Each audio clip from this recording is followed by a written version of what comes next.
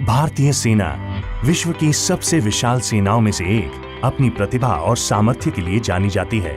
सेना की युवा प्रोफाइल बरकरार रखने के लिए हर साल लगभग 60,000 रक्षाकर्मी सेना से रिटायर या रिलीज किए जाते हैं।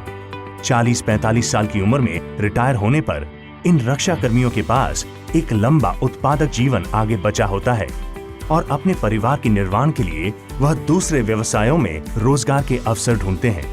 दूसरी ओर 125 करोड़ आबादी वाले भारत देश में कुशल और अनुभवी लोगों की भारी मात्रा में कमी है।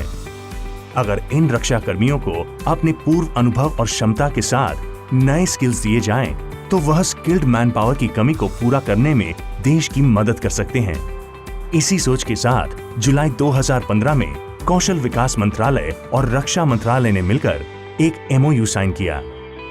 इसका उद्देश्य था रक्षा कर्मियों को नए स्किल्स प्रदान करना और रिटायरमेंट के बाद उन्हें दूसरे व्यवसायों में पुनर्स्थापित करना। सेना की तीनों टुकड़ियों आर्मी, नेवी और एयरफोर्स के रक्षा कर्मियों की प्रतिभाओं को ध्यान में रखते हुए recognition of prior learning programme के अंतर्गत उन्हें स्किल ट्रेनिंग दी जाने लगी। RPL प्रोग्राम सैनिक के पूर्व अनुभव को मान्यता देता है। यदि कोई सेना में कुक, प्लम्बर, वेल्डर, इलेक्ट्रिशियन या ड्राइवर का काम करता है तो RPL ट्रेनिंग उनके अनुभव को मान्यता देती है। RPL ट्रेनिंग प्रधानमंत्री कौशल विकास योजना के अंतर्गत दी जाती है। ये ट्रेनिंग कुशल ट्रेनर्स द्वारा क्लासरूम्स और लैब्स में दी जाती है। सभी trainings national skill qualification framework या NSQF से अलाइंड हैं और क्वालिफिकेशन पैक्स या QPs की मैपिंग करंट प्रोफाइल और इंडस्ट्री रिक्वायरमेंट के हिसाब से की गई है। आर्मी में एक बड़ी संख्या ऐसे सैनिकों का है जो जल्दी रिटायरमेंट ले लेते हैं। रिटायरमेंट के बाद ज्यादातर सैनिक अपने मूल स्थान के करीब रोजगार के अवसर ढूंढते हैं। इसी को ध्यान में रखते हुए NSQF aligned skilled courses army में शुरू किए गए। प्रधानमंत्री कौशल विकास योजना फेज 1 में 22 नए आर्मी सेंटर्स में स्किल ट्रेनिंग शुरू की गई, जो कि ऑटोमोटिव, सिक्योरिटी, हेल्थ केयर जैसे 9 सेक्टर्स और 21 जॉब रोल्स में दी जाने लगी।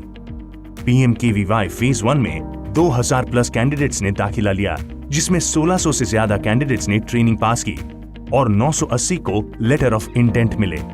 PMKVY फेज 2 के दौरान स्किल ट्रेनिंग देने वाले आर्मी सेंटर्स की संख्या बढ़कर 34 हो गई और ट्रेनिंग 11 सेक्टर्स और 26 जॉब रोल्स में दी जाने लगी।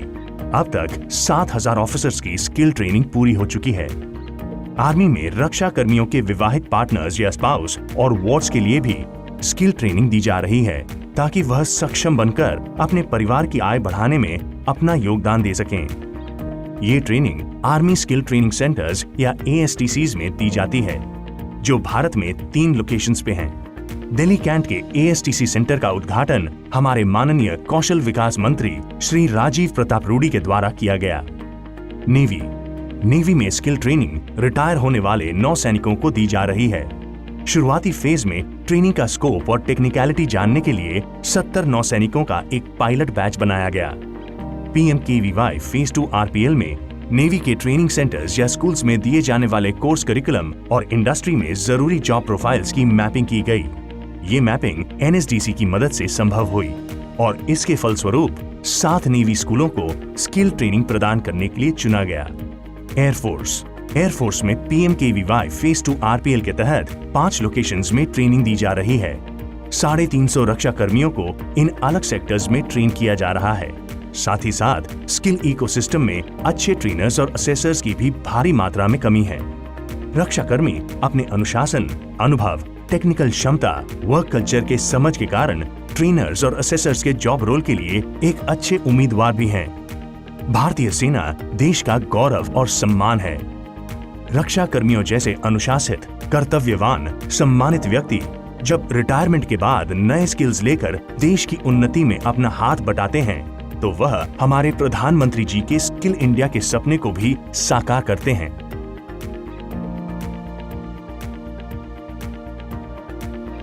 कौशल भारत, कुशल भारत।